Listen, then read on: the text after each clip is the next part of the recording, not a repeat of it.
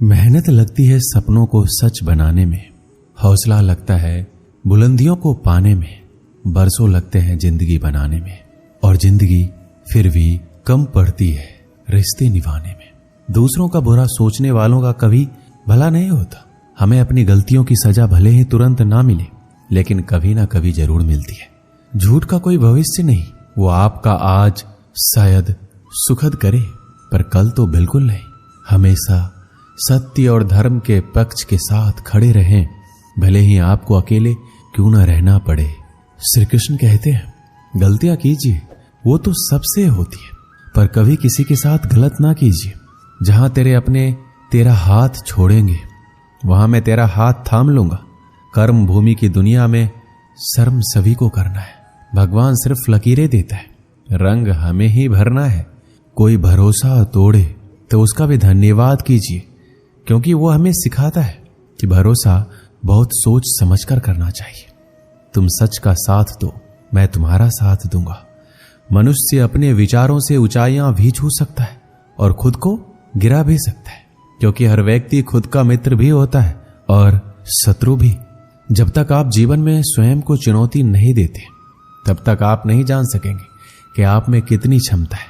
श्री कृष्ण कहते हैं पंछी अपने बच्चों को सुरक्षित जीवन और घोंसला बनाकर नहीं देते, वह उन्हें उड़ने की कला और लड़ने का हौसला देकर आसमान के लिए छोड़ देते हैं।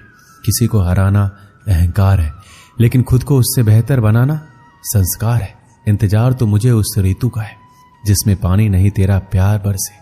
कठिन परिस्थितियां व्यक्ति के जीवन का अभिन्न अंग है, इसलिए परिस्थितियां व्यक्ति के नियंत्रण में हो ही नहीं सकती। महत्वपूर्ण यह है कि व्यक्ति किस तरह से अपने विवेक से उस समस्या का हल निकालता है। श्री कृष्ण कहते हैं जो मनुष्य जीवन में सत्य का मार्ग चुनता है, उसका सफर मुझ तक ही आके समाप्त होता है। सफलता का कोई मंत्र नहीं है, यह सिर्फ मेहनत और लगन का फल होता है। कोशिश करें कि जीवन का हर पल अच्छा गुजरे, क्योंकि जीवन अधिक समय के लिए नहीं रहता है, परंतु अच्छी यादें हमेशा जिंदा रहती है। इस संसार में देखने के लिए बहुत सारे खूबसूरत स्थान हैं, पर सबसे खूबसूरत जगह है बंद आंखों से अपने भीतर देखना। शब्दों के दांत नहीं होते, परंतु शब्द जब काटते हैं तो दर्द बहुत होता है। कभी कभी घाव इतने गहरे हो जाते कि जीवन समाप्त हो जाता है, परंतु घाव नहीं भरते। श्री कृष्ण कहते हैं जिंदगी में ठहराव का सुख तभी मिलता है जब आप जी भर के भटक लिए हैं इस जमाने में। जो मनुष्य मन को अपने बस में नहीं करता, उनको ये मन विनाश की ओर ले जाता है। जिसने भी गीता के वचनों को अपने जीवन में उतारा है, उसने ही अपने जीवन को सुधारा है। जिस इंसान के मन में श्रद्धा और आशाएं होती है, वो जिंदगी की हर परिस्थिति में जीतता है। तरकस से तीर निकालने वाला हर योद्धा महान नहीं होता, और इस संसार में अर्जुन जैसा धनुर्धर नहीं होता। जब न्याय का फैसला सत्य के पक्ष में ना हो, तो शस्त्र उठाना आवश्यक हो जाता है। आपके द्वारा किया जाने वाला व्यवहार ये दिखाता है कि आपको संस्कार कैसे मिले। कोई भी इंसान जन्म से नहीं बल्कि अपने कर्मों से महान बनता है। मेरा तेरा छोटा बड़ा अपना पराया मन से मिटा दो, फिर सब तुम्हारा है और तुम सबके हो। क्रोध से भ्रम पैदा होता है, भ्रम से बुद्धि व्यग्र होती है। जब बुद्धि व्यग्र होती है तब तर्क नष्ट हो जाता है। जब तर्क नष्ट होता है तब व्यक्ति का पतन हो जाता है। जन्म लेने वाले के लिए मृत्यु उतनी ही निश्चित है जितना कि मृत्यु होने वालों के लिए जन्म लेना। इसलिए जो अपरिहार्य है उस पर शोक मत करो। मनुष्य अपने विश्वास से निर्मित होता है, वो जैसा विश्वास करता है वैसा बन जाता है। अपने अनिवार्य कार्य करो, क्योंकि वास्तव में कार्य करना निष्क्रियता से बेहतर है। भाग्य के भरोसे केवल वही लोग बैठे रहते हैं जो जीवन में कुछ करने के लिए अंदर से प्रेरित नहीं होते। जो चीज हमारे दायरे से बाहर हो, उसमें समय गंवाना मूर्खता ही होगी। श्रेष्ठ बनना भी एक महानता है, क्योंकि समाज में लोग श्रेष्ठ पुरुषों का ही अनुसरण करते हैं। सम्मानित व्यक्ति के लिए अपमान मृत्यु से भी बदतर होती है। इस जीवन में कुछ भी व्यर्थ नहीं होता है। बुद्धिमान व्यक्ति ईश्वर के सिवा और किसी पर निर्भर नहीं रहता।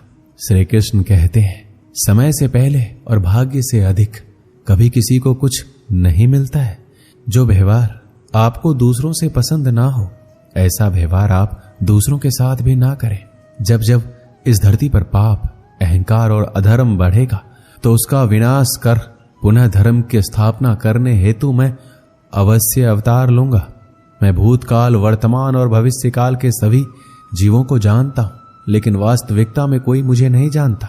केवल व्यक्ति का मन ही किसी का मित्र और शत्रु होता है। श्री कृष्ण कहते हैं, जो मुझे सर्वत्र देखता है और सब कुछ मुझ में देखता है, उसके लिए ना मैं कभी अदृश्य होता हूं और ना वह मेरे लिए कभी अदृश्य होता है।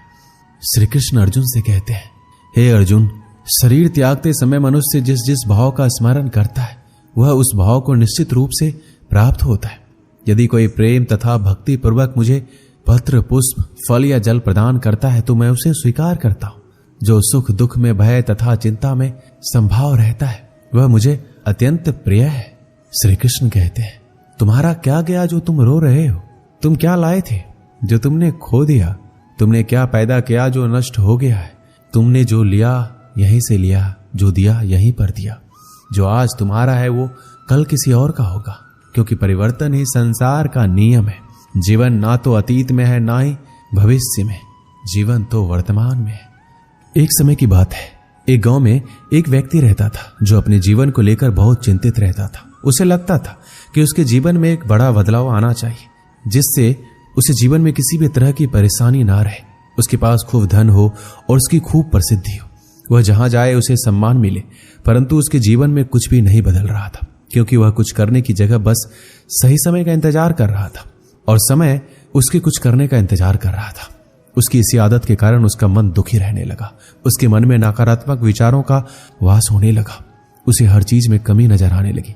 जब भी वह कुछ करने का मन बनाता तो अचानक उसके मन में विचार आता कि शायद ये काम सही ढंग से नहीं हो पाएगा। उसे लगने लगा शायद वह कुछ करने के लायक ही नहीं है। इसका परिणाम ये हुआ कि उसका जीवन पहले से भी दुखमय हो गया। उसे समझ नहीं आ रहा था कि वह इस परिस्थिति से बाहर कैसे निकले, कैसे वह कोई ऐसा काम करे जिससे वह सफल हो सके।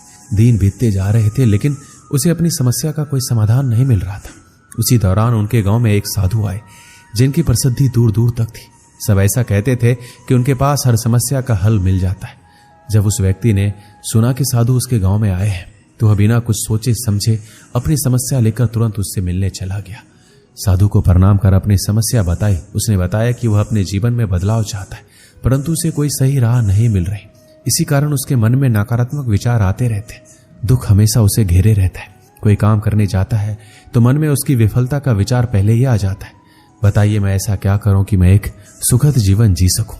साधु ने पूरी बात सुनी और उस व्यक्ति को दूसरे दिन सूर्योदय के समय आने के लिए कहा। दूसरे दिन वह व्यक्ति उस साधु के पास जा पहुंचा।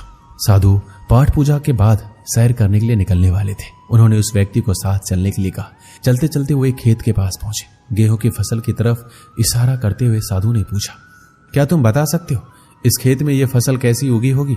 उस व्यक्ति ने पूरी प्रक्रिया देते हुए उत्तर दिया, पहले खेत को जोता गया होगा, फिर उसमें बीज डाला गया होगा, उसके बाद समय समय पर पानी दिया गया होगा, तभी यह फसल उगी होगी। थोड़ा आगे और चलने पर उन्होंने देखा एक खेत में घास ही घास थी। एक बार फिर साधु ने उस व्यक्ति से पूछा, क्या तुम बता सकते हो इस खेत में यह घास किसने उगाई होगी? महाराज, घास कौन उगाता है? ये तो अपने आप उग जाती है।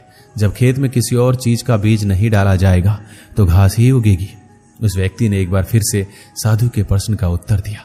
तुम्हारे इन्हीं उत्तरों में तुम्हारी समस्या का हल छुपा है। साधु ने उस व्यक्ति को समझाना शुरू किया। मानव भी एक खेत की तरह ही होता है। इसमें तुम जो भी बीज डालोगे तुम्हें वही फसल मिलेगी। अगर तुम इस पर काम करते रहोगे, इसमें सकारात्मकता के बीज बोते रहोगे, तो ये तुम्हें सफलता की ओर बढ़ाएगा। और यदि तुम अपने भविष्य की चिंता में वर्तमान का समय भी नष्ट करोगे तो दिमाग में नकारात्मकता की वृद्धि होगी। बदलाव तभी संभव है जब हम व्यर्थ की चिंता को छोड़कर और सही समय की प्रतीक्षा ना करते हुए अपने वर्तमान में ही वो काम करें जो हमें करना है। उस व्यक्ति को ये बात समझ में आ गई कि अगर मन को सही दिशा में लगाना है तो उसे सही दिशा की तरफ बढ़ाना होगा। मन रूपी खेत का सही प्रयोग ही जीवन में बदलाव ला सकता है। इसे खाली छोड़ देने से इस पर आलस और नकारात्मकता अपना सत्ता जमा लेते हैं। मन के कहे पर मत चलिए, बल्कि मन को अपने कहने पर चलाइए। एक बड़ी इमारत बनने की शुरुआत ईंट रखने से ही होती है, और उस ईंट की तरह अपनी छोटी छोटी कोशिशों को जोड़कर आप एक बड़ा मुकाम हासिल कर सकते हैं। जरूरत है बस उस शुरुआत की। दोस्तों, इस वीडियो में बस इतना ही। मिलते हैं अगली वीडियो में। अपना ख्याल रखिएगा। जय श्री कृष्ण।